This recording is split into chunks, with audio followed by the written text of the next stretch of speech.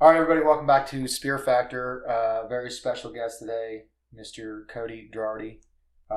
This one is near and dear to my heart and kind of bittersweet because my very good dive buddy and very good friend is leaving to go on to do bigger and better things in the military. And I wanted to have him on the show as kind of a going away little thing. And he's also a pretty damn good spearfisherman.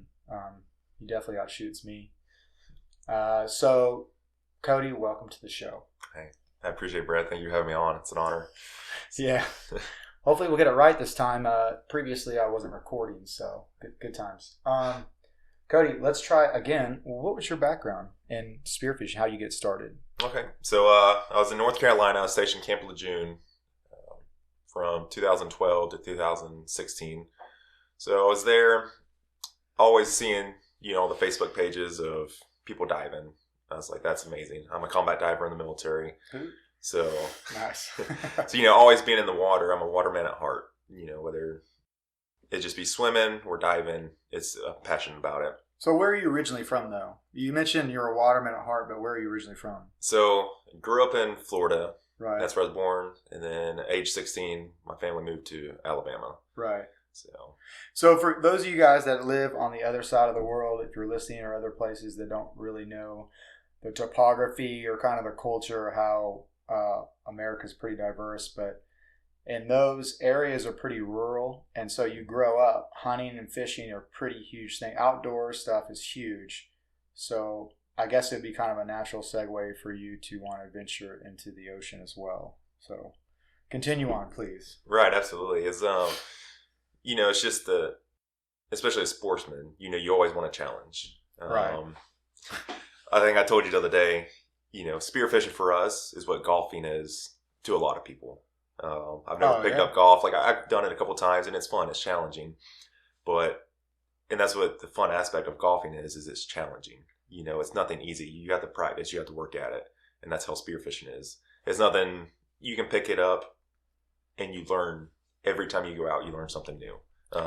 Even, at our levels, we're still learning. Every time we go. And it's amazing. So the other aspect of that, too, is like you said golf, and people think, oh, we're underwater or on the water. We don't communicate a whole lot. But there's like this subtle communication that happens. And I think that's what makes it kind of cool where it's I'm not going to mention any specifics, but we saw this really big fish the other day.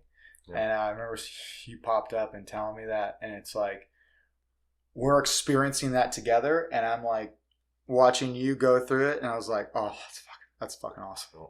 Yeah. Yeah, so absolutely, man. Spearfishing is just such an adrenaline rush, for us, and and not to mention every other aspect of it, conservation, ethical, that side of it. But so I got into it in North Carolina. I went to a dive shop one day.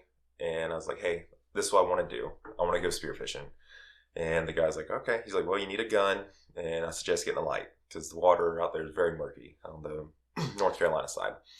So got a gun, and the amount of knowledge you can learn, from the locals and everything is like, hey, where do you suggest going? So he's like, here's a jetty. Go there. It's a great spot to begin. So there's a rock jetty, maybe a quarter mile long, that went out the ocean. Started there. Biggest thing I saw was a little small sheephead, East Coast sheephead, right. Different from the California sheephead. Yeah, they got the grill. Yep, yeah. And kind of like zebra striped, silver with black. So good eating fish. They some crazy teeth. They got human teeth. It looks like identical to human. Yeah, if you haven't seen one, look it up. It's Absolutely. Pretty hilarious. Like, yeah, they got straight grills. And they just use those teeth, for grinding barnacles. So it was really cool. I started diving out there and would never see anything. I was like, well, this is what I want to do. I love being in the water. So I kept going back and back and back again. And finally, as I started learning, the techniques, just watching YouTube, watching what people do, reading forums and stuff like that. Like, oh, you need to do this, hunt fish. And being into it, I was like, okay, I'm open for anything. So, I started expanding my hunting knowledge, per se, under the water. And eventually, I got my first fish. It was just a small little sheephead. And I was like, it's on. After that, it was just So you mentioned something though, because you said, you're not seeing anything and you're still going back and back and back. And I think people overlook that. You have to be like super stubborn. If you don't have any help, you got to really want it. Like I don't even really want it. You just have to really enjoy spending time in the ocean. Like I remember looking for white sea bass for like 5 years. And like, I remember being so frustrated, but I was like, well, I'm going to be in the water regardless. So it doesn't matter. Maybe, if I run into one, it'll happen, but I'm going to just kick around the kelp and see what happens. But so for the younger guys, don't get discouraged. Just stay consistent. I mean, nowadays I feel like the learning curve is like way steep compared to when we started diving because there's so much more information out there, you know. But continue on, sir. Yeah. So and there just wasn't many fish out there on the jetty. There's a ton of divers out there. It's like the one spot. So North Carolina, we don't have much structure along our coastlines. It's all beach, And cool thing about North Carolina is it doesn't get deep water. You don't get 40, 50 feet of water until about 20 miles off the coast, just because it's such a gradual change and it's all same bottom. Right. So, I didn't have access to a boat. I was in between deployments, constantly deploying. So never really got to make those connections, people who had boat to go off the coast. There's a place called the Frying Pan off of Wilmington, North Carolina, and it's evidently phenomenal, spearfishing. Yeah, so, that continental shelf is like, extends all the way out. We're on the west coast. That continental shelf is right off the coast.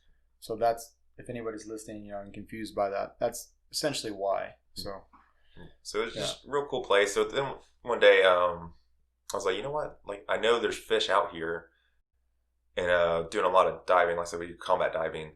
So we go out at night a lot. And on rebreathers. Yeah. And so, real quiet. Yeah. So we got no bubbles or anything. It's just a closed loop system. But, sometimes we'd have a light, and especially if we were doing, certain training evolutions, whatever, we'd be around piers or pilings, and I'd see fish. I was like, okay, so I know there's fish here, so I'm going to go dive these. So stepping off the Intercoastal Waterway in North Carolina is pretty much just a big canal from north all the way to the south end. Maybe like half mile off the beach. And it's just, it's a mix of brackish water, rivers running into it. All it is used to be just like a little transport river. Right. Your guys rebreathers, you guys doing straight O2? Yeah. Yeah, because combat age, so you're shallower than like.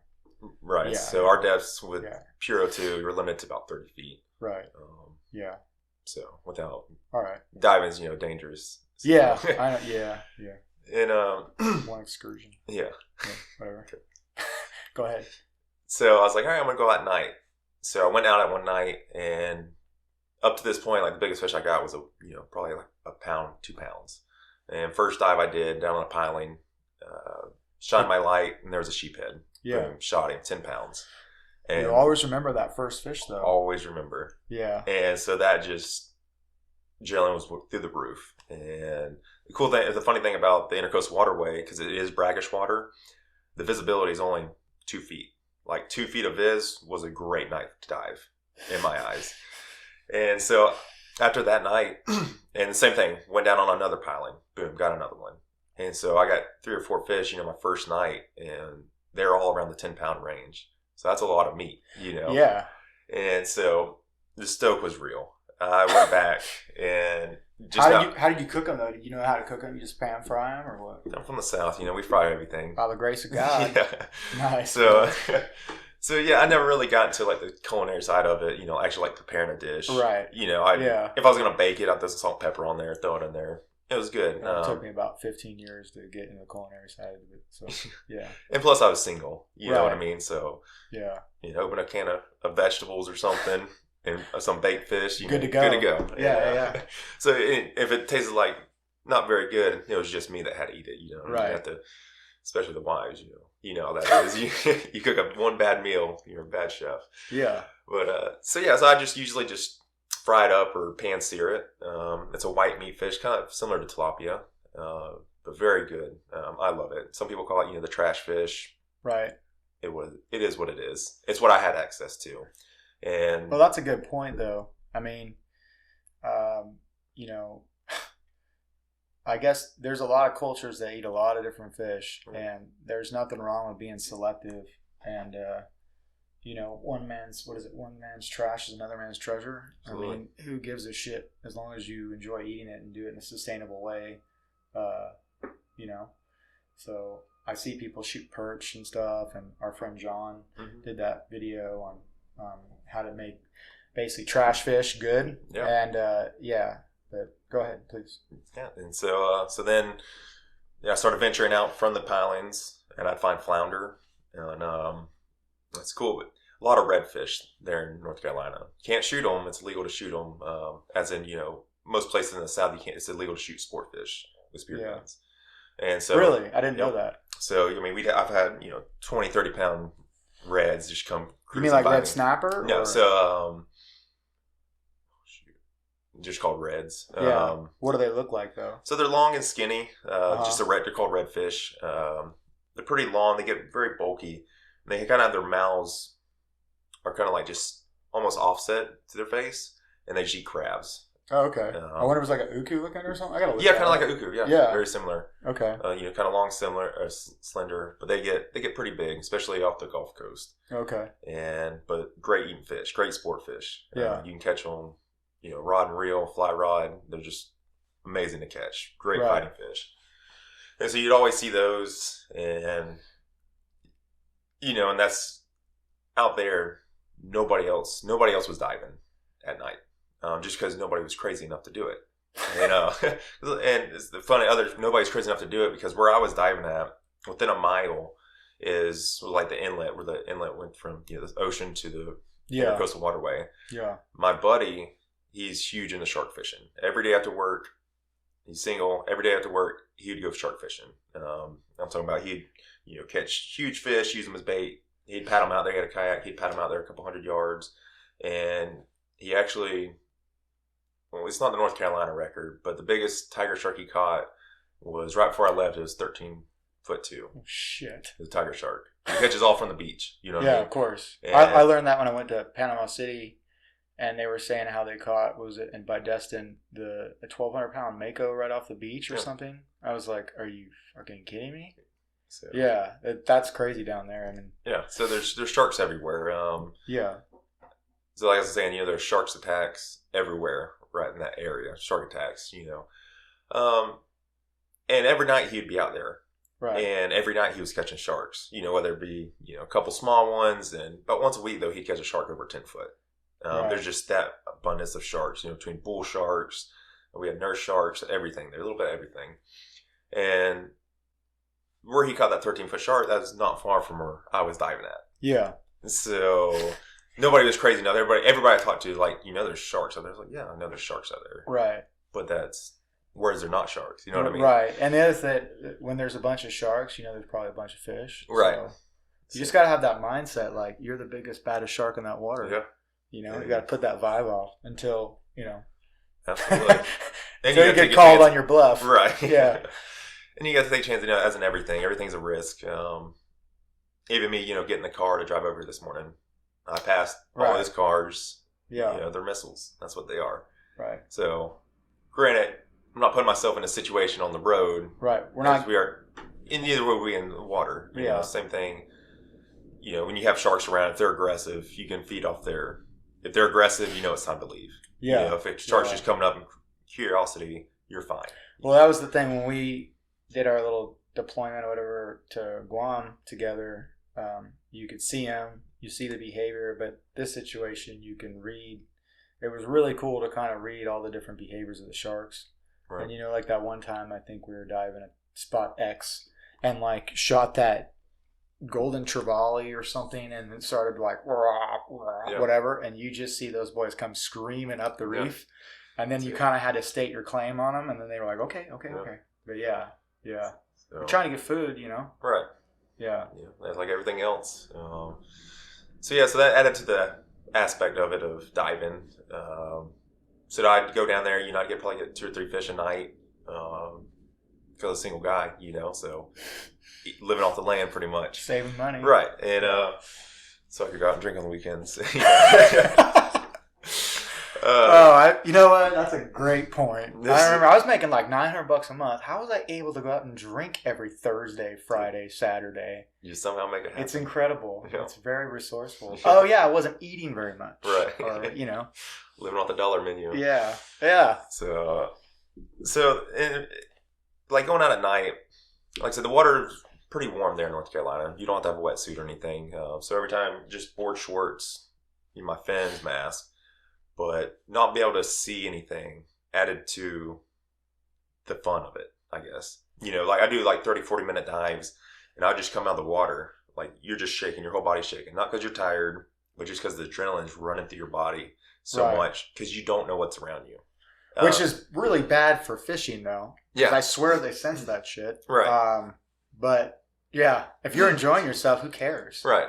Yeah. It was just fun. And so eventually, like I used to have a stringer. I put the fish on me. It's just it's just fun, to swim in water with 2 visibility and 13-foot tiger sharks. Yeah. Special man, Cody. Yeah.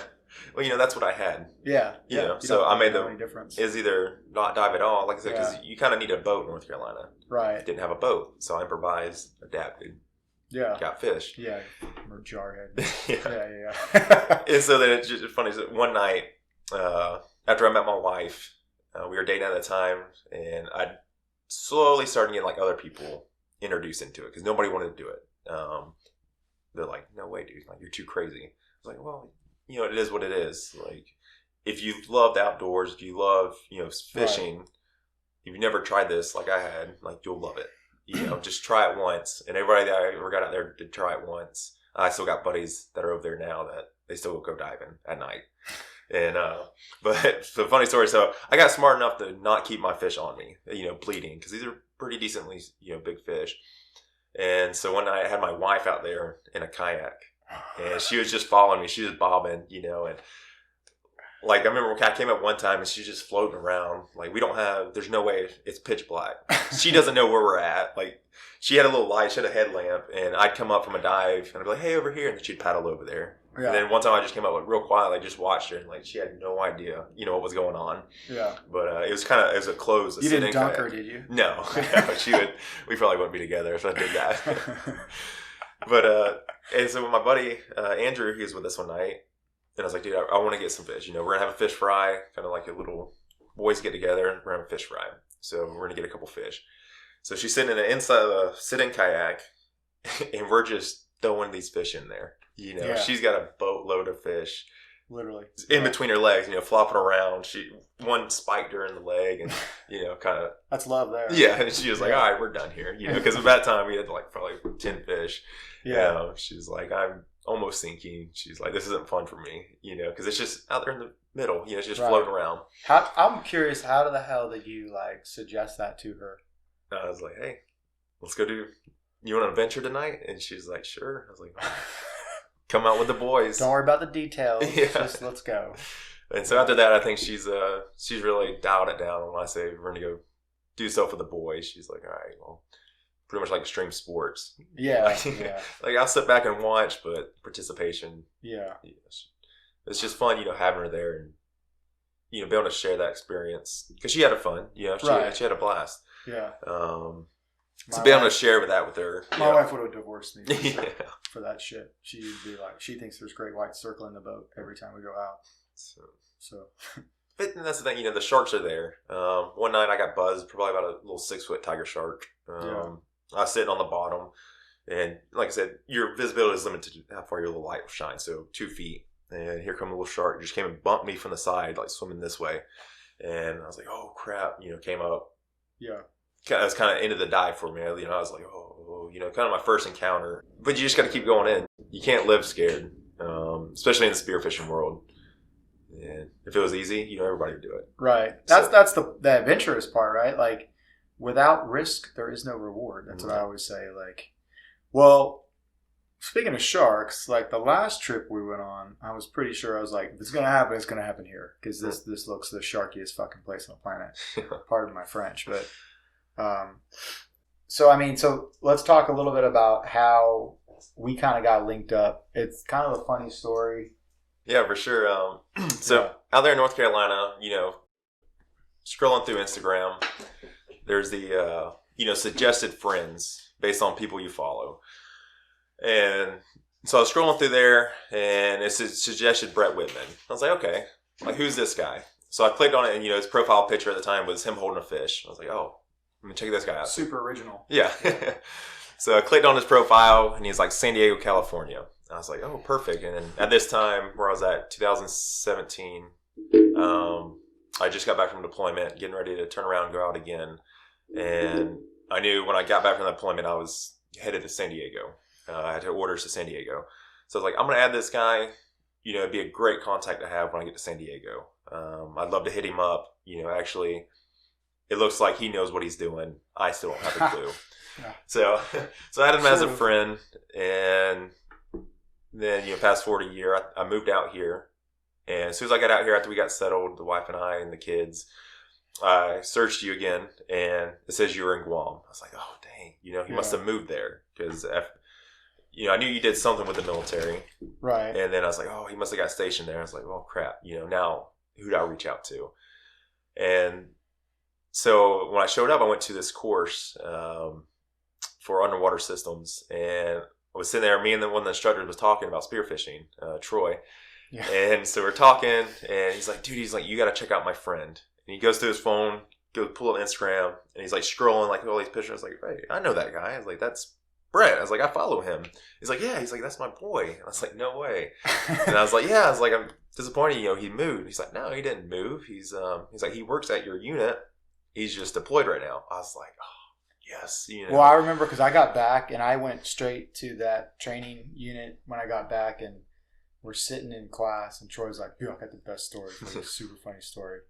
He's like, so we're sitting in class, and this guy's like, yeah, I follow him on Instagram. And that's kind of hilarious because the whole social media thing was like a big joke, like among everybody on the platoon. Like, I never did social media before. And so it ended up being a big joke as everything, their accounts grew and all that. I kept meeting more and more people that are like, my wife called me one time when I was deployed, like, you're not going to believe this shit. Like, this guy came up to me in my office and was like, I think I follow your husband on Instagram. She's like, I wasn't going to tell you that because I know how full of shit you are. I was like, well, that's really funny you say that, because I was literally coming out of the water today, and this young kid was coming out of the jungle, so to speak, and he's like, hey, Rob, Brett, I follow you guys on Instagram. And I just kind of chuckled because we were in the middle of nowhere. And then she told me that story and all of that stuff. So it was just super hilarious. It's just like, we don't really take ourselves seriously, but it was cool because, like, you just, like you said, we meet people through social media, and I love that about it. Right, yeah, for sure. So, yeah, because like on the social media, it was great. Like, met you and everything. Because you're still gone. I'd been here in San Diego for probably about 5 or 6 months. Right. And I tried to do it. I went out a couple times and saw nothing. Yeah. I was like, okay, like, obviously, like, it's not what I'm used to on the East Coast. East Coast, you find a piling, dive straight down. If there's a fish there, there's a fish there. If not, there's no sense in staying down there. And so I did that a couple times, and I realized I needed help. I need a subject matter expert out here. I need somebody, a local. We both do. I'm still looking for one. Yeah.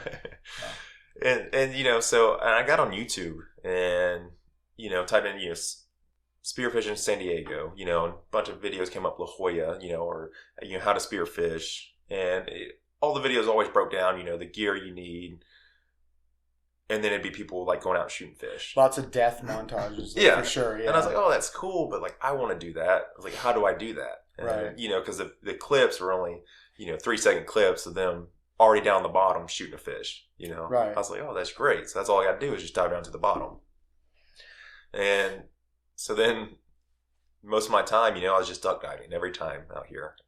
Really never made it out to the kelps in the beginning. But when you say duck diving, like, can you explain that to me? Yeah, so you're sitting on the surface and you just go straight down. And what I realized, like a speedo, like dive down and kind of just wait. Yeah, so I didn't understand the aspect of the hunting, the actual hunting. Right. I didn't understand that aspect until I met you. Yeah. You taught me that. And so duck diving, I just go straight down. I'd cruise on, swim around on the bottom, and didn't see anything. You'd swim around till you ran out of breath, come back up. Yeah, which that works for some fish and some places for sure. Right. especially with no viz. Right. Right. And, so, I did that the longest time. I'd get little kelp bass, little small sheephead and stuff like that. Nothing big, nothing to brag about. Just dinner, you know what I mean? Yeah. And, but doing that, going out there, I realized, oh my, there's a ton of lobster here off, the coast in California. We're blessed with a lot of lobster.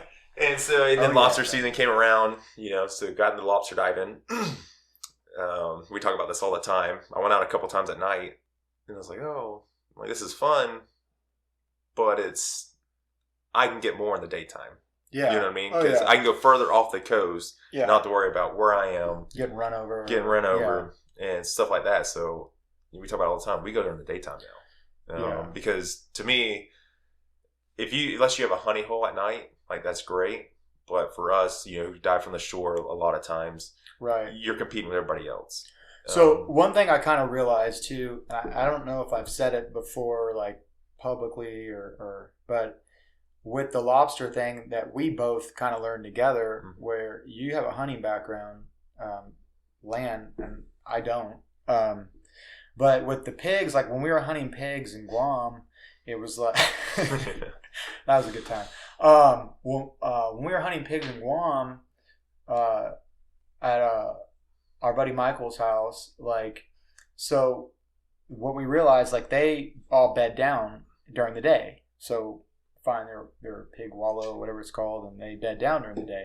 But then at night, they come out, especially in dusk and dawn, and go forage for food. Well, lobster are the same way.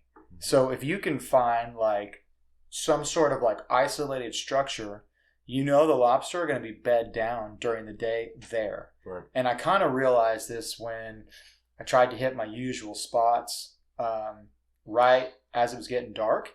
And all the lobster I found as I approached those spots on the bottom, they were all out, off of the structure. And then I found the structure, and they were all off of that structure. So that kind of made a light bulb go off for us. And I was like, well, I'm just going to keep doing the daytime thing because I know where they are. Right. And I don't like staying up at night, and I like to sleep. So, yeah. Yeah, just the aspect of... Yeah, you can cover a lot more ground in the daytime because you can see a lot more. At night, you're limited to wherever your beam shines. I hate those. I mean, I got a new light from Orca Torch, which is great. But up until that, I hate diving with lights. You got net.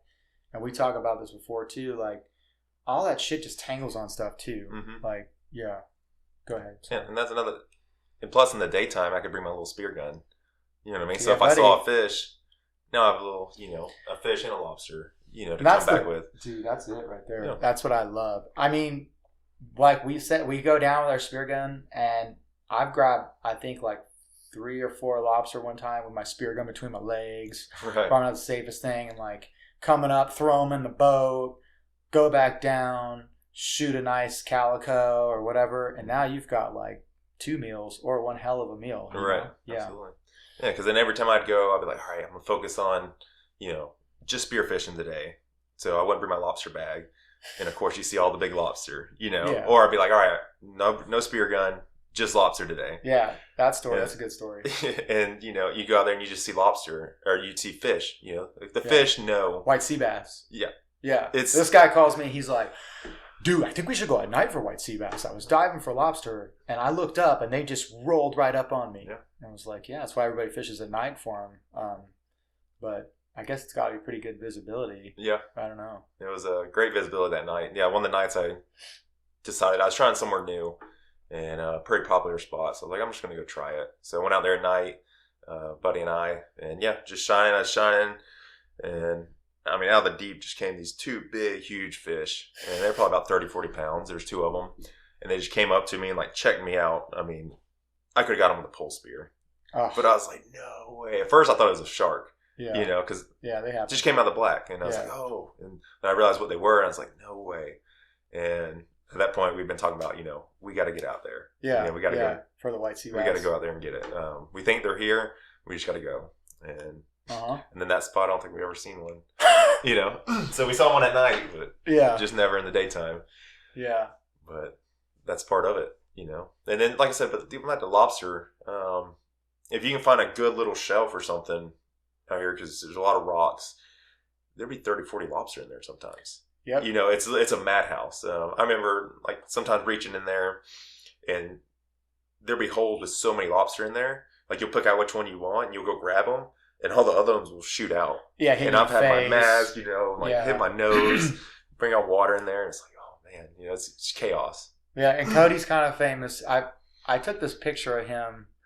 We went out with, I think Mike, was that Mike that day? Mike Rodriguez or was it? Yeah. Was it? I believe so. Yeah, when yeah, I think so. And then we all limited out on lobster, I think. Yeah. And so we had him on the bow of the boat and just placed all the lobster all over him. And then the next thing I know, there's like all these like people, like it's going like, I don't say viral or whatever, but it's like there's just a shit ton of likes on it, and it was comical.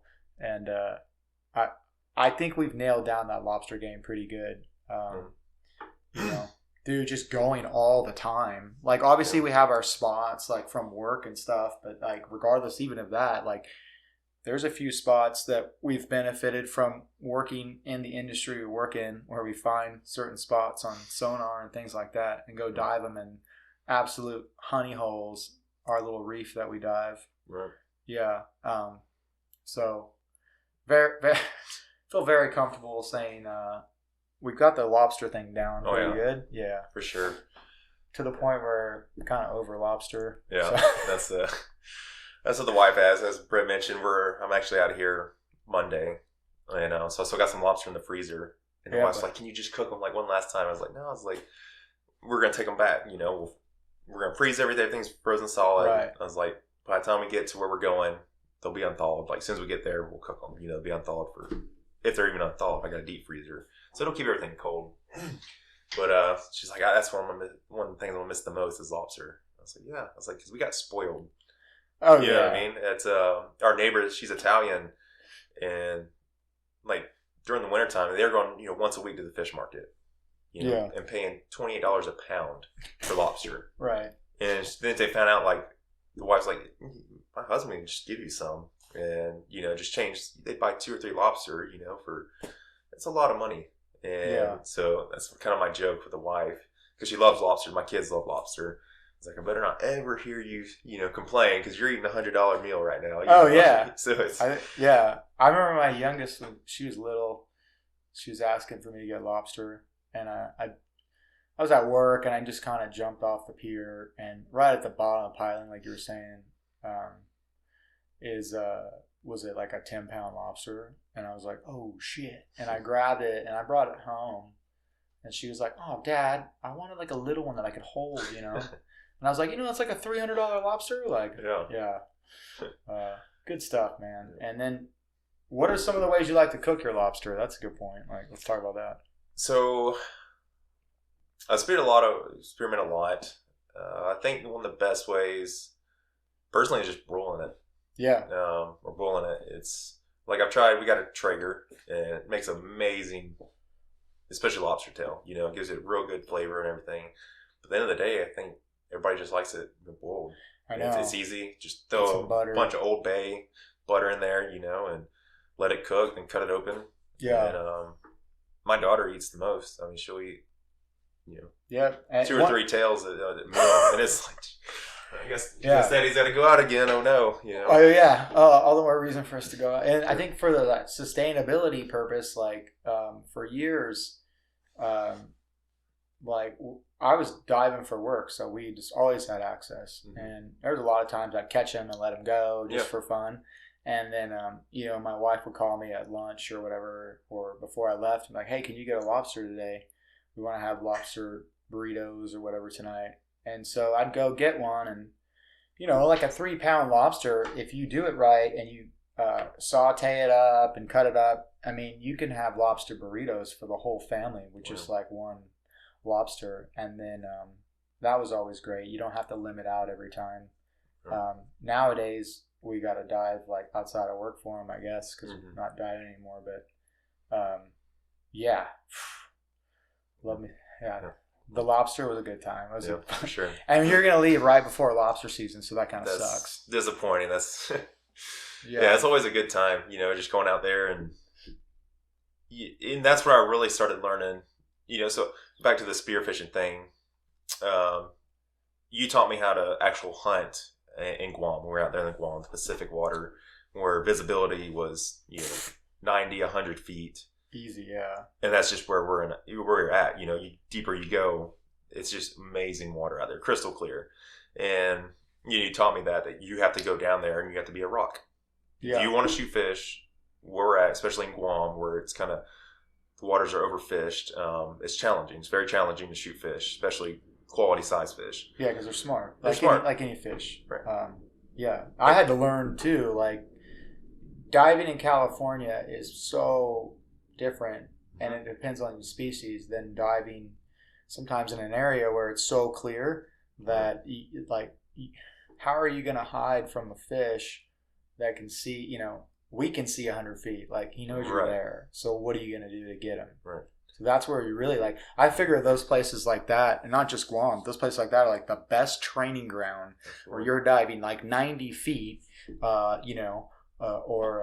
I'm not a great diver by any means, but like for me, 60, 70 feet, having to sit there on the bottom and like banging on rocks and coral and scratching, like, come on, man, hiding under like behind a coral head, like getting your gun laid down, and you come back here and you're like, game on. Like, I know I can hit stuff. Every shot you took was pretty far on a smaller fish, or if it was close, the fish is smaller, Yeah. Yeah, I remember that's what you're saying when I first got out there, when we first deployed out there. You're like, if you can shoot fish here, you can shoot fish anywhere. Yeah. Because if you have what it takes to get fish here, the skills and everything, whatnot, then everything else is easy. Right. And so, it was. It took me the first couple months of going out, finally to where we started getting fish consistently. Well, yeah, and my buddy down there, they were like, he was like, hey, it's going to take you like 3 months to like really even shoot fish sometimes. Right. And and he wasn't really wrong either. I mean, we didn't really go for pelagics too much. It was all deep reef. And then as the first deployment kind of went down, and we started venturing offshore, and that was just like opening another can of worms. Right. Yeah. And same thing, you got to learn the species you're hunting. And that's for 3 months. Every time you go out, we talk about going out, being consistent. You're not going to shoot fish unless you're in the water. Right. Plain and simple, But every time you're out, whether you get something or not, you're learning. We talk about that, especially like I said, out there in the Pacific, it's so clear that you got to learn techniques, how to harvest fish. Yeah. And so out there, which fish? There's so many different kinds of fish, the variety. Right. Yeah. You're like, what is that? Oh, that was a lily look. That was a long nose emperor, or, And each one, there's different techniques, and just like Mew. Right. Yeah. Everybody knows Moo. Yeah. And Big Eye Emperor, like, good Lord. I mean, I shot one for science, which was pretty cool. Tiny little guy. But I was like so proud of that thing. I was like, that was the hardest damn thing. They are. Yeah. They're almost, I don't want to say stupid. They look stupid because of course, that's with everything. If you're not hunting them, they're big eye. They just swim around. They just swim around you. But when you're actually hunting them, they know, like something, they can sense it. Yeah. And they'll just sit there, and they'll just swim around. They won't just move in place. They'll sit there and stare at you. And that's where I've always heard you can't look at fish. You got to look at your peripherals. And I was like, okay, well, I'm gonna try that. So started looking down, and fish are curious, and they start coming closer and closer. It's like, okay, that's how I get these guys, and because they're pretty abundant out there.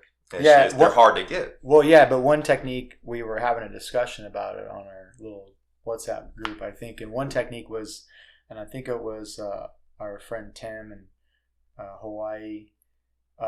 He was, I think it was either him or Jordan was saying, like, if you go down and you let the fish see you come down, and you go right over the shelf, like right in the little groove, and you start throwing up sand. Mm-hmm. You throw up sand, and then you like straight hide in a cave, in a crack, like you get cover, like we would if in a freaking firefight or something, right? You get cover, and then the fish, the moo will see that, and they'll come in out of curiosity, thinking you're gone, and that's when you get them. Right. like for me, it was like hiding as the reef dropped off. If there was a coral head there, I'd let him see me, and then I'd go downward side, like, and get behind the coral head and just kind of hide there. Mm-hmm. But yeah. And then, that worked for you. And then for parrotfish, you have to change up your techniques for parrotfish. You scratch on the rocks and stuff like that. Like they'll come in. And so just learning each species, but you don't learn that unless you're out there. I can tell you like, hey, go down there and scratch a rock. You're like, okay, well, I'm going to go down there. You scratch like a couple times, like, well, this doesn't work. But you see how much you scratch, like what you scratch. Even, so I just have like a regular Flex snorkel. It's got the ribs on it. Uh-huh. I started, taking my fingernail and scratching on that. It almost sounds like a little grunt. Yeah. And I had great success with that. Yeah. Just so experimenting, going down there and, same thing with the pipe and people getting wahoo. Yeah, the crack pipe. Like who would have thought to throw a pipe in the water? Yeah. You know what I mean? Yeah. And until somebody did it, and now look at them now. I do it. I mean, 90% of it's probably like annoying and a failure, but I know like this little homemade flashers and stuff. You just like, it's like turning an on switch. You just shake that thing around. Hey, buddy. Yeah. And he's like, oh, and boom, right in the face. Like, it's ridiculous. Something different, that's outside their typical environment. Pom-poms. Yeah. Seriously. We've done it all. Like squid, yeah. I think that's a good point, though. You mentioned parrotfish, and it's such a funny subject. So many people are like, oh, you shouldn't shoot those. Those are good for the reef. And they are right. But, oh, you're good, bud. Trying to turn it off. All right. And every fishery is different. Not every fishery is the same. And by fishery, for me, I interpret that as like the local fishing environment, like the local reefs, you could have an abundance of one. I mean, when we went to Baja the last time, I mean, I was like, man, if we had some chamorros with us, they'd be slaying this place with like rudder fish and all the, biggest parrotfish. We had our buddy with us from Guam, and he's like, that's the biggest parrotfish I've ever seen in my life.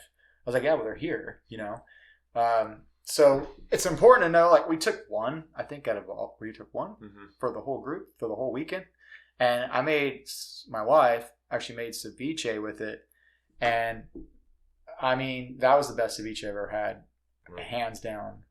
Now, that doesn't mean you go out and like murder a bunch of them, but I definitely, and like you got that really nice snapper. And so now everybody's jaded. They want snapper because I make fish and chips out of the snapper. Right. And it's just the shit. It's the bomb. The kids love it. They actually like to eat fish, which is shocking. That was the whole goal. And so, like, I guess the point is just know what you're shooting and know what impact it has on the environment and just be selective. You don't have to go decimate the place just to get, it's all the more reason, like we were talking about, to go back diving. Right. Like, oh, darn, we're out of lobster. Oh, I guess I got to go out again tomorrow. Okay. And then everybody's happy because they're eating. Right. Yeah, it's fun. And you say that, it also plays back into the ethical side of it. Being out here in California, I haven't seen one game warden. Haven't nevertheless been checked. Yeah. To me, a game warden, if I'm diving off the cliffs, I'm game warden, excuse me, he's not going to be sitting there waiting for me. We're waiting for one guy to come out of the water where he can go to the boat ramp and he can check, 30, 40 people in an hour. Yeah. And so, like I said, I've never been checked. Right. But just knowing that it's so easy to go out there, the limit out here in California is 7. 7, yeah. 6, sorry, I forgot, since last year. But it's so easy because there's such an abundance of lobster, to take 10. Because who's going to know? Right. Or who's going to know if I shoot a small fish? Nobody. Yeah. So that's a problem because a lot of people hit me up about that. Hey, Brett, how do I know, like, or how do you know which ones? And I call it, like, you know what? That's a really good point because when you're shooting those species that tend to be smaller, like calico bass and things like that, or you don't know. So I say, you know what?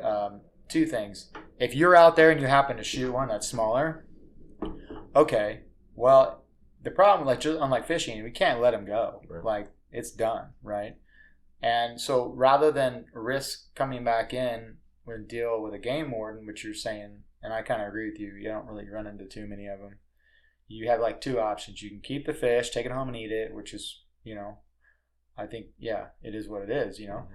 Or you can, like what we do sometimes with legal fish, and like we did in Guam, is like just chum them and try to bring in bigger fish. And at least that way, if anything, nothing's going to waste. Right. And you're not getting a $450 ticket or whatever the hell it is now. But for the people that really, you know, first of all, get one of those books and study it and learn the different legal size limits. And then the other side is like, don't shoot until you get that oh shit factor. Like, whoa, like there it is, you know? Like last time we went out and you're like, that's the biggest blank I've ever seen at spot X. And like, I'm like, I think that's a world record. Yeah, that was monster. Yeah. So. But yeah, that's just a little thing that we actually talk about it quite a bit among us, because especially having like the social media outreach, and you know, you can't basically be full of shit and say conservation and then go out and just start slaying fish right and left. So like our little reef, we could talk about that. Our little reef we found, dude. And the first that place was incredible. Yeah, for sure. Is you're like, hey, I got some coordinates, you know, this little reef, like, let's go check it out. And we'd been fishing there previously. My father was actually visiting from Alabama. Yeah. And so we went fishing there and, you know, snagging on stuff. We didn't know what was down there, but we'd snag on something and we'd break off, you know. Right. Tie on again, keep breaking off. Like, well, something's down there. So we're like, let's go dive it. And this isn't too far off from the beach here in SoCal. And so the viz usually wasn't that great. But so finally one day we went back and we dove it. And the first time down, it was just an aquarium down there. Just fish swimming up to meet you, and, you know, big fish. Yeah. And we both, and, you know, you came up, and you're like, you got to get down there. I went down. I didn't even shoot anything. I was like, dude, just go look. Just do a drop. And, you know, so we went down there, and you're just so mesmerized by all the fish. The variety of fish and the size of them. You're like, oh my God, you know, it's amazing. And so then we came back up and we're like, all right, you know, with all this fish, we know there's a big one down here. Right. And so we well, the very first time I think we dove it, you did a drop, shot one. I did a drop, shot one. You did a drop, shot. 4 drops each.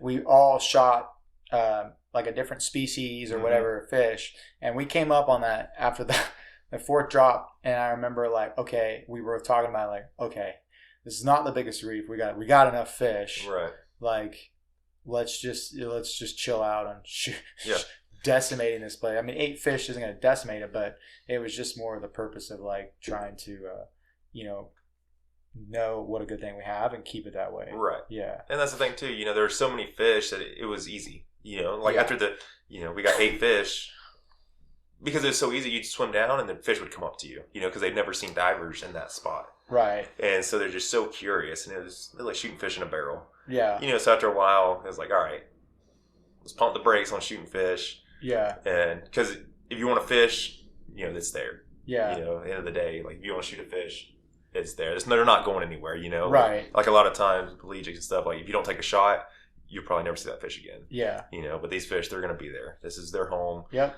So you keep visiting, you know, you're going to see them.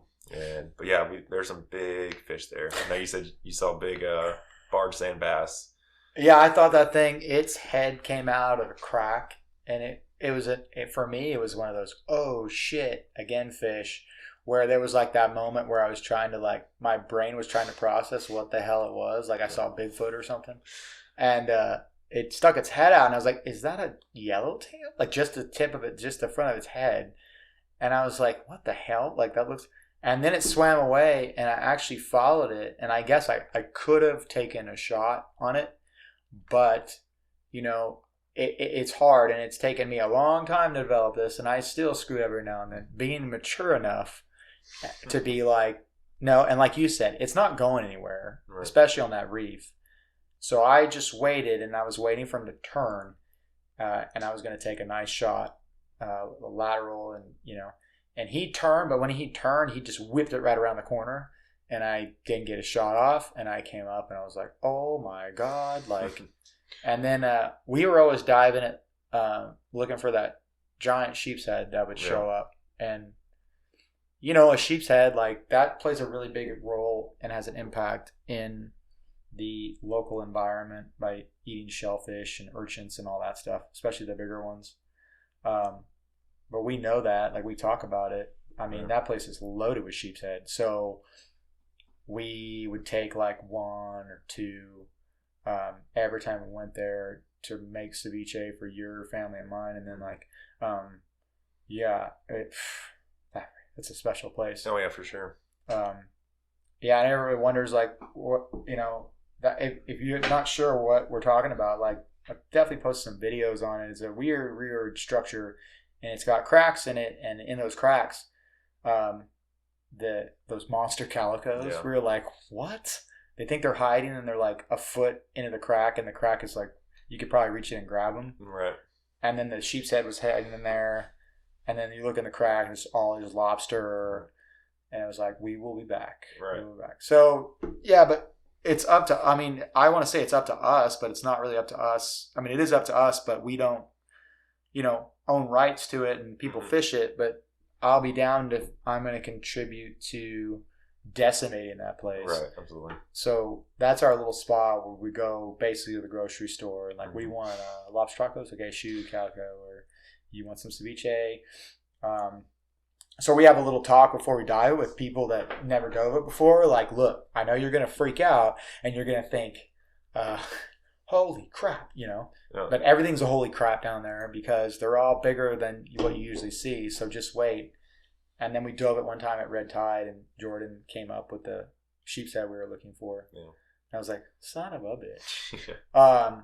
But having said that, you talked earlier about no visibility, diving no visibility, and the visibility wasn't great. It's pretty good there, actually. A couple times we dove there, but I dove there with Jordan once, and it was probably like 5 feet. But again, the fish come 5 feet within you, check you out. So do you have any tips, like when you were diving, what you were doing, in no visibility?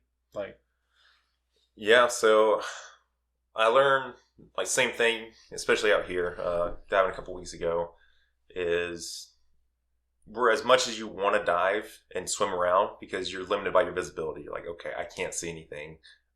I know there's stuff out here. I need to go find them. Okay, well, if you can't see the fish, they can still see you. You know what I mean? Like, that is their environment. They know they can't see you, then they can hear you, they can sense you, stuff like that. So you swimming around, you're just going to spook the big fish. You might run into a small fish, but so that's why I started picking up, going to find on the structure. Okay, here's a single stalk of kelp. Dive down on that. Just sit there. Same thing. Let the fish come to you. Let them come check you out. Even if you got 5 feet. And slow down. Everything is, there's no reason to rush it. You're not going to see anything. So if you rush it, you're going to run right into something, spook it, right? Right. And so it's just being, real slow. And some of those days, they suck. It's just how it is. Me and you dove that one time during red tide. You literally couldn't see her hand in front of her face. Oh, yeah. But we still went out there. You know what I mean? Like, as soon as we jumped in, we're like, oh, this is going to be terrible. This is a total waste of our time, but, we're in the water. Let's do it. Right. Maybe we'll learn something. Absolutely. Yeah. And same thing. Like, in some of those days, you might not see anything. That's just how the ball rolls. Yeah. But that goes back to what you said, like, get in the water. Right. Right? I mean, yeah, it's... My friend told me this, who kind of mentored me, and he said, it's all about consistency. If you go in the water at least every weekend in March, you'll probably run into a white sea bass. He's like, just go, And I was like, okay. And you see a lot of these guys, like, how are they getting fish and all of that? Either their work schedule allows them to, they're single, or whatever it is. Like, you just get in the water. Mm-hmm. I mean, we've been diving a lot. And what we were talking about was seeing that fish last time. That's the biggest one I've ever seen in my life. Like, I would ever say I saw something like that. And I've been diving most of my life, like at least 20 years. Right. And so you just get in the water, It's the only way. Figure it out. Yep. It's hard. But there's a lot of information out there. And like what you did, don't be afraid to reach out to people. Yeah. If he's an asshole back to you, you probably don't want to dive with him anyways. Right, absolutely. You know what I mean? Just get out there.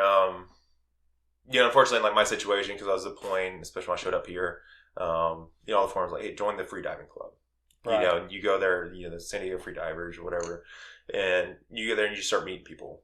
And so I didn't get that opportunity. I should have, but just, you understand, it gets hard with the family. Yeah. You know, as much as we love being out there, like the other day, you know, we're like, all right, hey, we got a good hour and a half of diving, like before we have to be back to the families. So we went in there and we did it. You know, I'd love to stay out there all day, but we got other responsibilities, you know.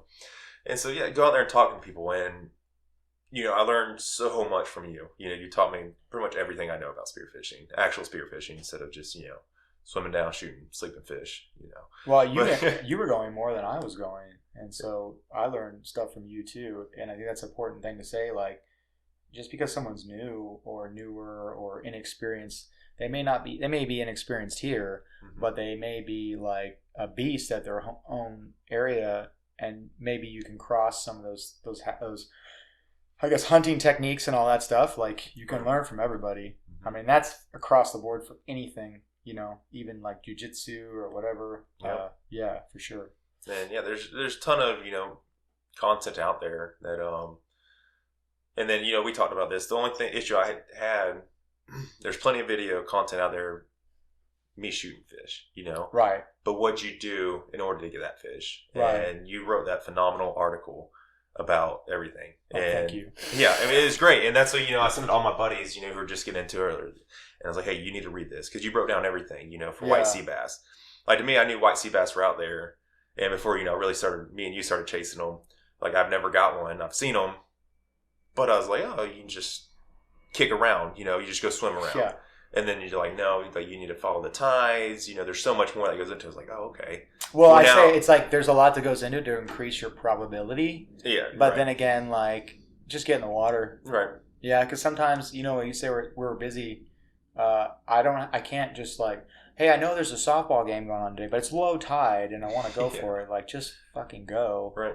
Yeah, you know. And there's been times, and you know very quickly when you go out, if it's not fishy, it's like either move that spot or it's just going to be a long day, you know? Yeah. Or I remember you telling me about that time you were out, talk about the tides, and you said, talk about that story. Yeah. So that was an amazing time. Going out right before high tide hit, Viz was great that day, probably around 20 feet. And like, you see these calico, sheephead. I was in shallower water, headed out to the kelp. And you see these fish, so you dive down, because, you know, sheephead and calicos, you can kind of duck dive on them. You know, they're not just going to spook. Right. Yeah. And, just slow. And so I realized, like, diving down on them, as soon as they saw me, as soon as I head over heels underwater, they'd take off. I mean, instant. You know, they'd spook, and you'd never see them again. And I was like, dang it, you know. So I went out to the kelp, I hunted, got a couple sheephead. Then coming back in, something changed. I could tell in the environment. I'd see these fish. I'm talking about, you know, big stud calico, you know, over 5-6 pounds, you know, bigger. And I was like, dang, like, I want to shoot one, you know, on my way back in. So I was kind of in a rush. So dove down, and I literally got within 3 feet of this fish. I was like, oh, great. You know, boom, shot him. Put him on my stringer. As I'm sitting there on the stringer, saw another one. I was like, oh. Dove down on him. And they just sat there. I was like, these fish are just letting me kill them, you know? Like, I'm swimming right up to these fish. Right. And it was just the environment changed so much. Whatever. I took a note of the time. It was right when high tide hit. Like, according to the tide chart, like, on the dot, it was like, oh, high tide's, you know, 10:45. Yeah. It was 10:45. And just like that, these fish were letting me swim up to them without spooking. They were curious. They'd come up to me too. Like, not even have to hunt. Literally just duck diving down, seeing these fish, swimming up to them, shooting them. So I got about 2. Then after that, I was like, man, it's almost not sporty. Because these fish, there was no sport in it, you know, for the most part. And I dived down, I was like, oh, that's a monster too. And I'd poke him. I'd poke at him with my gun. Remember doing that last week? Like, are you serious? Like, I could just, okay. Right. Yeah. And it was just crazy to see the change in the fish's behavior. Like I said, total light switch. Yeah. I've seen that before where there's like predators, other bigger predators like around, and like just looking at bait fish where they're like all nervous and they're like rushing around, and then, you know, you find out there's like a white sea bass around and there's some yellowtail, and then like you could pretty much go up to them and just poke them with your spear, and it's pretty mellow and they don't even seem to care. And I don't know. And again, I'm trying to figure this out too. Like, I'm not sure if it's in those certain situations, if it's more like there's some predators lurking, like 7-gill or something, or or a seal or sea lion, or if it's just a tidal change. Mm-hmm. And that's important. And like what you said is like, I mean, I guess I should, but I don't keep logs of all that stuff and try to figure it out and see if you notice a pattern. Absolutely. Yeah. Yeah, it is cool. And maybe, go back to the energy that you're putting out. When you first get in the water, you're amped. You're like, I'm going to shoot everything I see, which you don't. But, it's the first fish you see, you're killing. Like, you got maybe the vibes that you're here to harvest. You're here to get food. And then maybe that's what it could have played into part two. I'd already got a couple fish. Now I swim back in. And you're over it. Yeah, I was over it, until I started seeing fish. And so maybe they sense that, anybody that's ever been hunting before, like when you're least ready, that's when you usually see your biggest game. Whether you're hunting whitetail or like if you're just walking, through the woods, it's like the animals sense if you're hunting them. And so you definitely put out vibes. And it was just cool. That was so like cool. The story of my white sea bass life this year. Excuse me. You said like when you're least expecting it, like I had just pretty much given up for the day, and I'm just kicking along, and I just look over, and I thought it was a seal coming out of the murk, about 2 feet below the surface, and I'm like, holy shit. And it took it like, is that one of those holy shit moments? Oh wow, and you look over and you see this thing just swimming right next to you, just checking you out, and you've got this like long gun, which in hindsight was kind of a bad choice, because if the visibility wasn't really good, you had to swing this big timber gun out there, and I probably should have used something maybe a little shorter, like a 50-inch, and I had like a 60 or something. Mm-hmm. But I didn't want to spook it, so I moved real slow, and I don't know what happened. Blew the shot. Anyways, but it was like not giving a crap, and so then I was super pissed and disappointed. I was like, I'll just wait another few years, whatever. And coming back in, I just ran into 3 of them. I was like, holy crap, dude. Like, and it just turned on like a light switch, like you said. And they were probably there too, but I remember they like swam up to me. Right. Like, and there's that one video where I miss story of my life again. What a terrible shot, I guess. Anyways, and the thing swims up to me, and then another one, again, it was probably like 6, I don't know, his head was massive. He like swam up a kelp stalk towards me to like check me out. So it's almost like with those fish, you just go for a snorkel. And I mean, everyone I saw was at the surface. We were diving a lot for him, and I didn't really see much. And so I was just kind of kicking around. And dude, they just came out of the woodwork. And I was like, what the hell?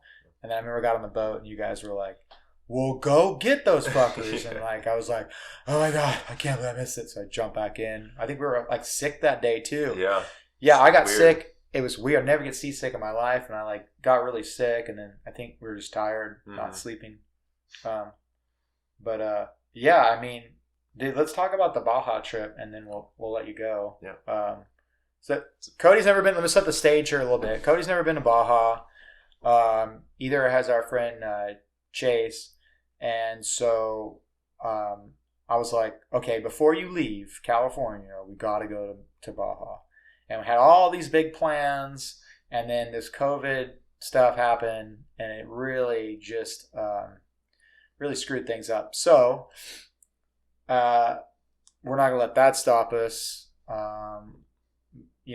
We made some decisions, researched some things, and figured some things out. And next thing you know, we're on our way down to Mexico with 4 of us, John and Chase and Cody and I. And still not sure if we were even going to be able to get into the country. No.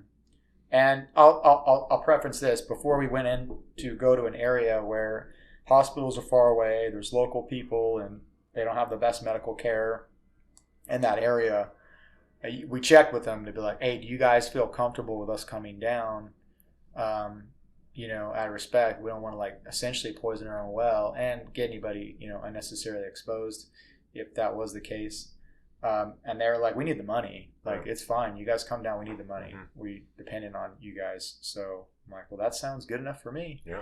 So we head down there. We got across the border. And then what happened? Oh, man. It was... Never been to Mexico before.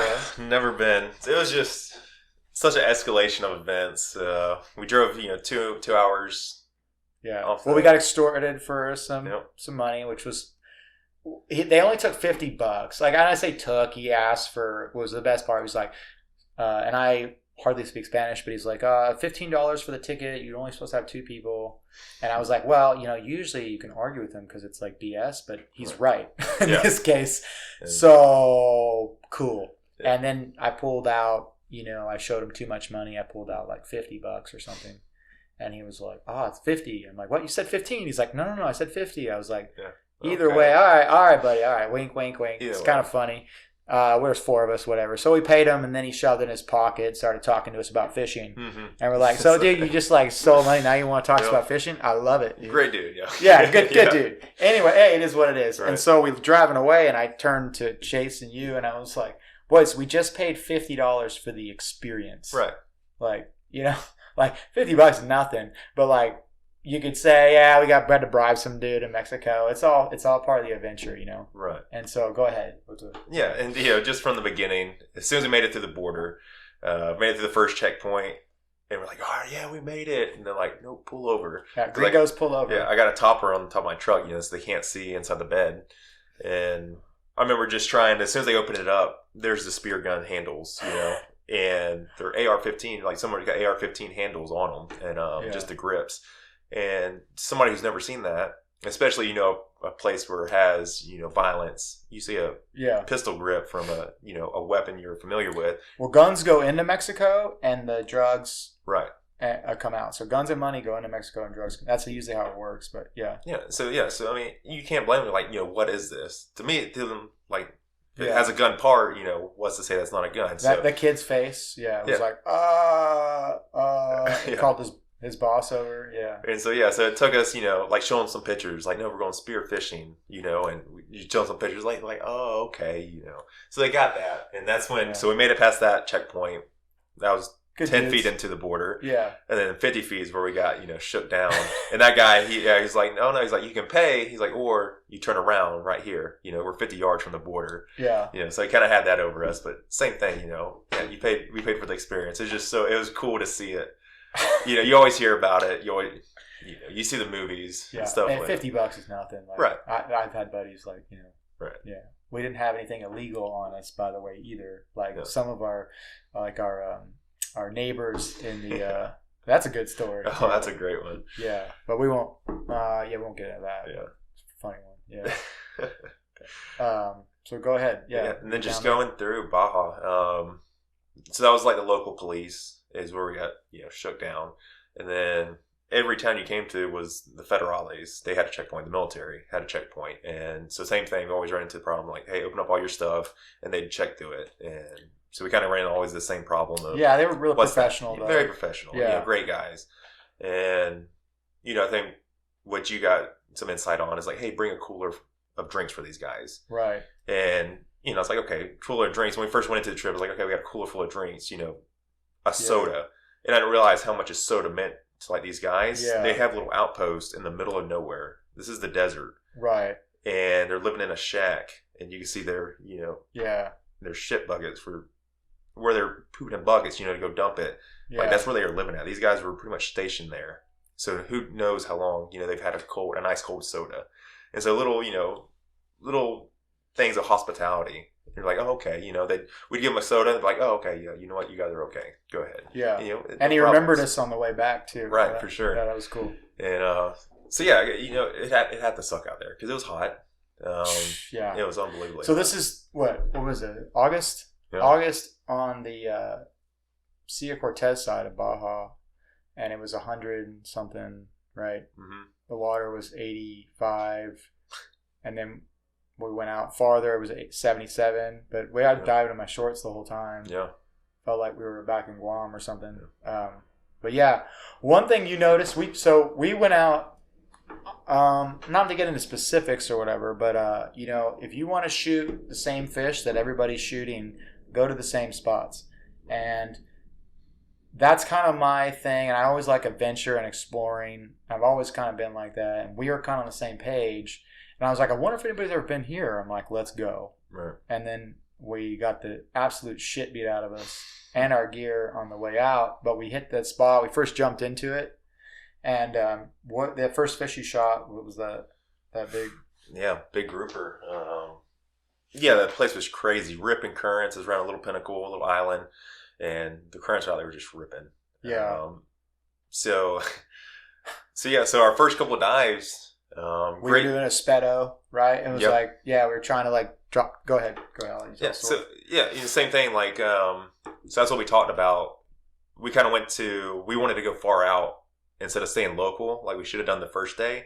Where we talked about, we should stay local the first day, learn the fish, learn the species that's out here. Yeah. Get our equipment dialed in. Right. How do they react to divers? Can you duck dive on them? Are they going to spook, or do you have to go hunt? And so we were figuring it out on that trip out there. I think it was like a 3-hour boat ride. Yeah. And I mean, it was rough. The sea state was rough getting out there. Yeah. Very, very slow. But yeah, so we went out there and we improvised. Like, okay, hey, dove down a couple times. And what we learned is the water was pretty decent, visibility. Yeah.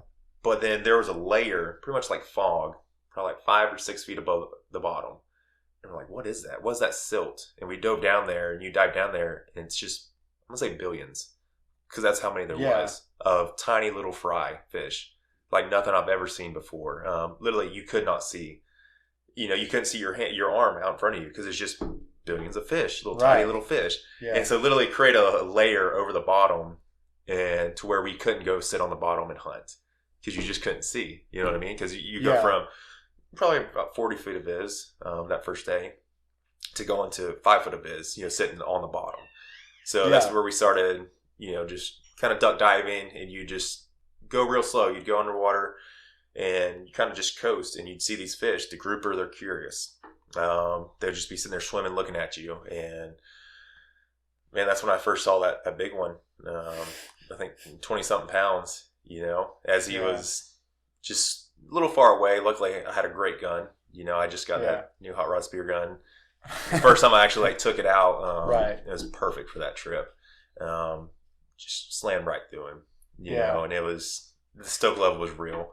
It was well, I just remember because we had talked in the water, we popped our heads up, and you were like, just kind of hover, drop down a little bit, and then let the current and just drift, and to where you can see the bottom. And then when you see something like the grouper always tend to come and look at you. You see those, just like a calico, you see those big fins, right? Drop down. And then just drift, just drop. Don't even kick. Just float down and just close the distance and then shoot them. Right. Don't even try to go to the bottom and do like a speedo, because what we were finding, we go to the bottom too. You drop to the bottom and they get spooked and they don't come back. Right. Yeah. They're not stupid. Yeah, this big grouper, you only had one shot at them.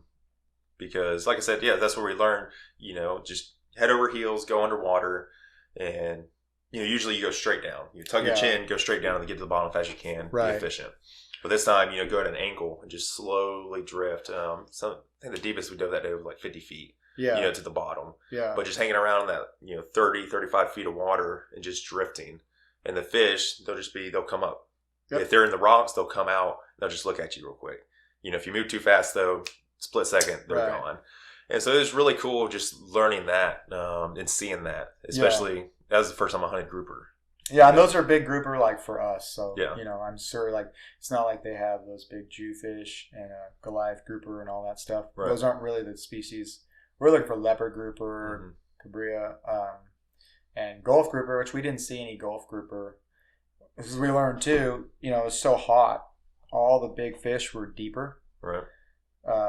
But there were certain species of fish that were still relatively shallow, like diving depths, I'll say, at that point. But, again, first time to a spot, you had a good point.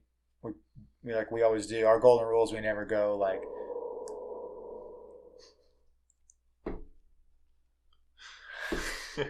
we never go down...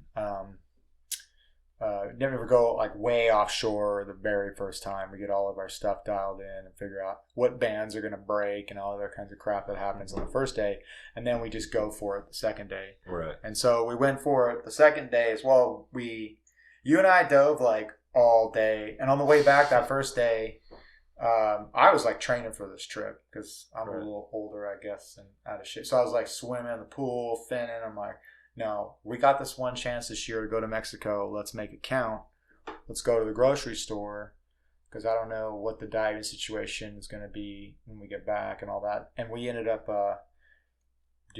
diving on that pinnacle with all the sea lions. Right. Yeah. That so was epic. we're like 30 miles offshore. And this place was just littered with sea lions. And I remember we had dropped down and they were all around us, but there were still a lot of fish, a lot of leopard grouper around there. And I remember, here you shoot with all those sea lions, you're not getting that fish. Like, that's just stupid. And I was pretty sure we're going to see a shark if that's where we're going to see one, because that looked like the sharkiest place on the planet. All drop-offs. And anyways, we dropped down, and I remember turning back around, and you could see the fish silhouetted themselves in this crack on the rock as you looked up, because my eyes weren't adjusting on the way down, and I saw them going to the rock, and I was like, well, I'll just take a different angle. And I shot him, and I remember like, okay, if I shoot this thing, I better get on this fish, or I could really regret this. And I shot it, and I rushed to that fish. I got it, but those sea lions didn't even care. No. It was like they didn't even know what was going on. I was so surprised by that. And they were just all around us, louder than, Yeah, it was really cool. Yeah. Yeah, we talked about that too, how loud and vocal we were under the water, 40 feet, and you could hear the sea lions up on the rocks. Yeah. And it was just so loud, clear as day. There's so many of them, that drone footage that Chase got just really puts in, what we saw, because as soon as we got there, we jumped in. Yeah. But Chase launched the drone, and like he captured, like looking at the video, I was like, dude, that, like looking at it first, it's like, oh, there's 100 sea lions here. Yeah. There's probably 200, 300, all reality. And, but yeah, it's just so cool diving with those. And you'd be doing your breathe up, and you're like, all right, this is a great spot. I can see a little drop off. Like there's no sea lions around. Then as soon as you get ready to go down, like here comes a pack of them, and they're playing with you. They're going up on it. They're doing flips, like checking you out. Yeah, it's kind of hard to do a breathe up when you're worried about what the hell was that? Oh, it was a sea lion. Okay. Yeah, my heart rate was pretty high the whole time. Yeah. Those weren't my best dives, I guess, but yeah. And then we didn't know, like, are they going to be aggressive? Like, what is their demeanor? But they're just super friendly. And and a couple times, like I'd be doing my breathe up, getting ready to go, and I'd see them up under me, like, well, great. This spot's kind of burnt. Because they'd be swimming along the bottom, and they'd come up to you. It's like, there's any fish down there, they're gone. But then one time, like on my way down, like they're all around me, and went down to the bottom, there's still fish there. Like these fish didn't even pay attention to them. Yeah. Like sea lion, like even one like little Chase and like played with him. He swam like 5 feet away, and the fish just stopped. You know what I mean? So they know they're probably not their main source of dinner right there. But they started shooting fish right there with sea lions all around you, and they didn't mess with us. Didn't bother the fish at all. Yeah. And so that was really cool. It was. And then we got in the boat and that giant whale. Yeah. It was just magical. Yeah, it was a really awesome moment. It's just such a cool place, such a raw beauty. Yeah, you know what I mean? It's just untouched. I don't want to say untouched, but it just doesn't have that population pressure like everywhere else. And then the next day, everybody was pretty worn out, and I see your face. You're like, no, we're going. And I was like, all right, let's go. So we did that shore dive, which was really cool. Bent my shaft. Shot a nice little leopard grouper. And we learned something on that little shore dive too. Yep. It was really cool. Right. And damn, that was a long day. I lost my sandals, brand new sandals, did a rookie mistake. You're in the Sea of Cortez, the tide changes quite a bit. Yeah, maybe put your sandals up a little higher, jackass. And that was fun walking bare feet. Yeah. Cool. And bring more than one pair of shoes, maybe. Right, especially in Mexico. Yeah, it's a good time. Right. And then the next day, we went out to the backside of the Big Island. We first jumped in. It was like, 50 feet of it, 40 feet of it is. And just the big boys. Yeah, it was like, oh. There's grouper everywhere. Yeah. God. And the current is, ripping so good that we were just pretty much doing drift dives. The boat driver would put us in the southern portion of the island. The island's probably maybe a mile long. And, we'd start from there and he'd just drift down. He'd pick us up again and we'd reset.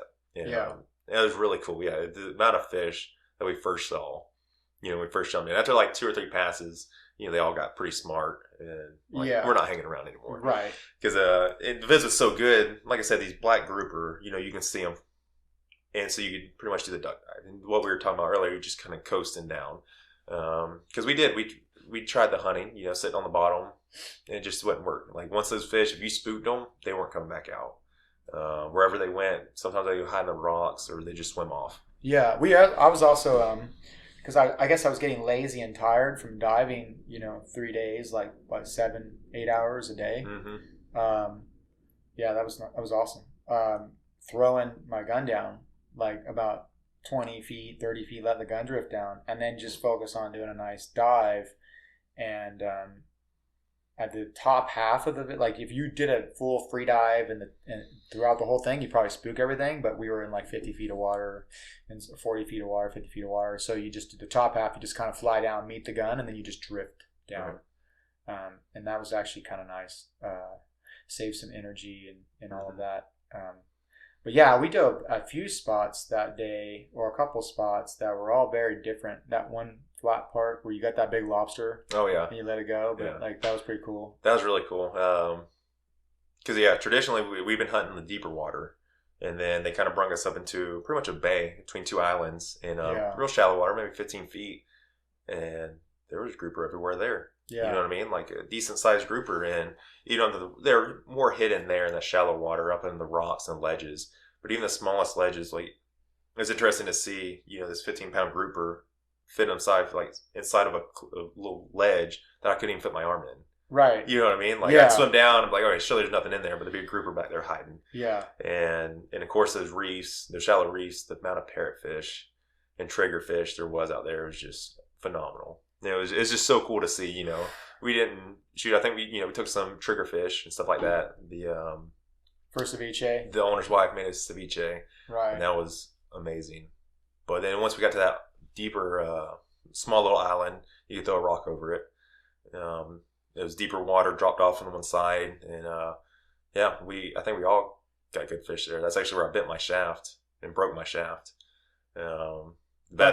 But you still got the fish, though. Yeah, still got the fish. Yeah. So my mistake was, I shot this good-sized grouper. He holed up, and I went down there, and I had my string, and just trying to get him out there. They wedge in there so tight. They fit. It's cool, too. Like, as soon as you shoot these fish, they know somehow, like, it's already got a pre-planned route. Like, they shoot they know the exactly smallest which hole they're going into. Yeah, and it's, and so, like, we learned, like, as soon as you shoot the fish, like, you got to try to pull the brakes on them. And unfortunately, this one got in there, and just trying to wiggle my shaft and stuff, just put too much stress on it. It was a travel shaft, so right there, it was weak. I bent it and ended up trying to straighten it back out. There's just too much stress on it. So it was my mistake. But the thing about that was that because he has that, was that the one where he had the hole drilled before the connection, so that even though it split, you didn't lose the fish. You still caught, Yeah, so my shaft didn't have that one. Oh, you did? Yeah, okay. Mine were back on the rear. So you got real lucky. So I got real lucky. I broke it myself. Like I said, I got the fish, secured the fish, and then dispatched it, gave it to the boat driver. And then it was bent, so I was trying to bend it back out, and that's when it snapped. Yeah. So I guess just too strong for my own good.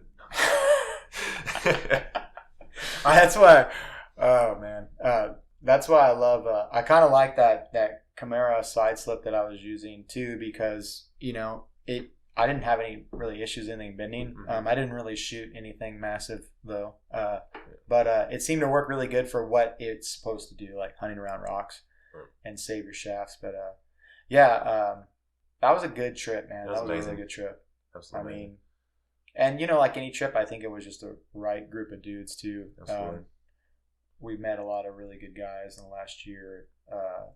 And it's just nice to be able to have this pool of bros to travel with, that are all kind of on the same page. We cleaned that. I don't want to say for us, we cleaned that place up, but it was like we cleaned it up in the sense of for our individual use. I don't plan to go back until, probably next summer or maybe one time this winter, but I'm already done with the grouper. Right. I mean, that was phenomenal. We divided it up among the 4 of us, and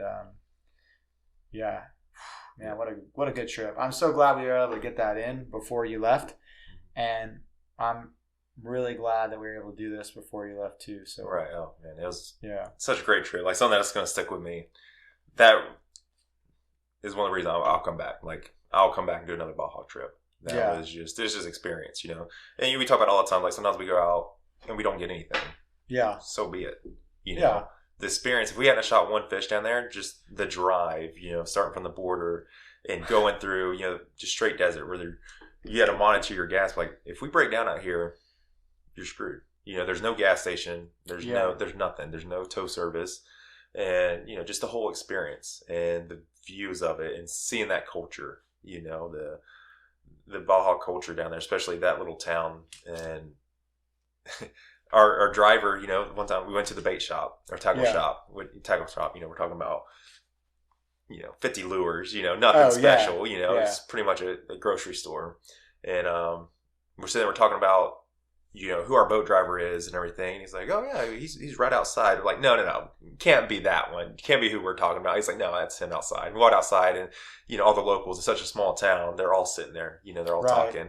So we're like, hey man, like, you know, are we on for tomorrow? You know, what do you suggest? And so we got all that figured out. It's just so cool, you know, small town.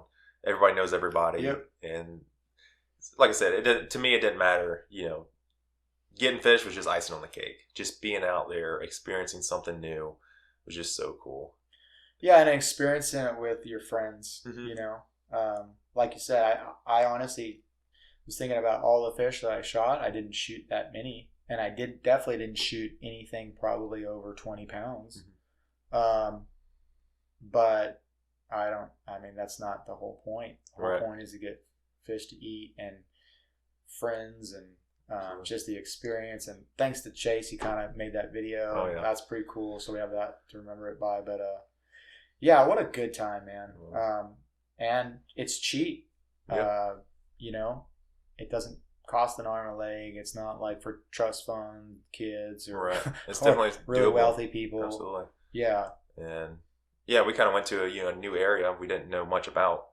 You know, you figure it out. Like luckily we had a connection down there to set up, but if we didn't, we could have drove down there and be like, hey, we're here. Where do we need to stay? And there was a couple hotels. Right.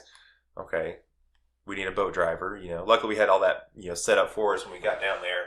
But it was easily doable, you know, without it. Having everything pre-planned. I like that. That's why my wife gets mad at me because that's like, let's just get in the car and go. We don't need like this big schedule. Let's just go. And she's more of a planner. But, you know, I kind of equate Baja to like, I would say like Western Australia or kind of like the outback. Like, you know, there's little pockets of places, but you just got to go. And, you know, everybody's really good down there because they all have to depend on each other for the most part. And there's definitely some etiquette. But, yeah, I mean, that's the tip of the iceberg, brother. And there are some other places we got to go to for certain circumstances. We weren't able to make it there. But we're going to do a trip, and you got to come back, and we'll go down there, and we're going to, like, yeah, we'll have a good time. Right. It'll be fun. Yeah, dude, I'm so excited for, you know, the next trip. Or just come back, you know, and seeing you guys. It's the people, you know, the military, like, we're used to moving all the time. Right. I would say it never gets easier. Just the friends you make. You know, it sucks having to leave here. I'm not going to miss Southern California. You know, it's a great place, just not for this country boy. But the people and the connections you make, you know, like that's the people you miss. Right. And then in the same aspect though, in the military, moving around, I got friends all over throughout the United States. Right. You know, I can go to any state and I know somebody there that I can call up and like, hey, can I spend the night with you? You know, and I am passing through. It's like, yeah, absolutely. You know, why would you even ask? You know, of course you're always welcome here. And so, you know, like you know, I miss you guys so much. You know, just everything we've done. Yeah, we went full bore. Right. Yeah, it was pretty good. We definitely sent it. You know, just from Guam. We went all over the place. Mm-hmm. Yeah. And that's the beauty too. You have friends all over the world too. Right. Like, cause there's base all over the world and then your friends where you go. Yeah. I mean, I just really enjoy meeting the people that we know and getting to learn from them and have this really tight, I don't even say tight network, this is a pretty big network of really solid guys. Yeah, it's pretty awesome. And I'm glad Instagram was able to link us up. Yeah. Yeah. Yeah, that's the thing too. Like, I'm not big with social media. Right. I just don't. I don't even need a cell phone. You know what I mean? Like, I just don't. I'm not ever on it. But I keep it for those aspects of keeping in touch with like friends. You know, being able to have these contacts. You know, throughout because people's phone number change, but most of the time, unless they delete their accounts or change it, usually remains the same. You know, so no matter where I go, like, oh yeah, oh, John, I remember he lives in, Nevada. We're passing through Nevada. Let me look him up, message him. Yeah. So it's cool in that aspect. And plus the people you get to meet, just don't know how you become a suggested friend. It's just weird, but thankful it worked out. It's just cool. It's just the whole experience of, I'm going to have this dude, even though. It was funny when Troy told me, he's like, you're not going to believe this shit, bro. Yeah. This guy in our class, he's like, I'm from the East Coast, I follow this dude. He started laughing. I was like, yeah, that's so funny. And then, I didn't know you were going to be like more hard charging or like you and I are like on the same wavelength of like, all right, let's do this shit. Right. Like, if we're going to do it, let's do it. Always looking for like a bigger and better, and we always kind of have the same sense of, I don't want to say safety, but like, I don't know, we weren't doing stupid shit when we were going and be smart about things. Yeah, what a good time, man. Great. I'll let you go, brother. I know it's running late. You got to pack up. You're leaving tomorrow. So let me know if you need help. But I do, brother. Appreciate it. Yeah. So, all right. Thanks, brother. Thanks for having me on. It's been a pleasure. Anytime, brother. So, awesome. All right. I'll see you on the East Coast. Yeah, for sure. Maybe we'll come out and shoot some fish. I always have a place out there. Yeah. All right. Thanks, brother. Yep.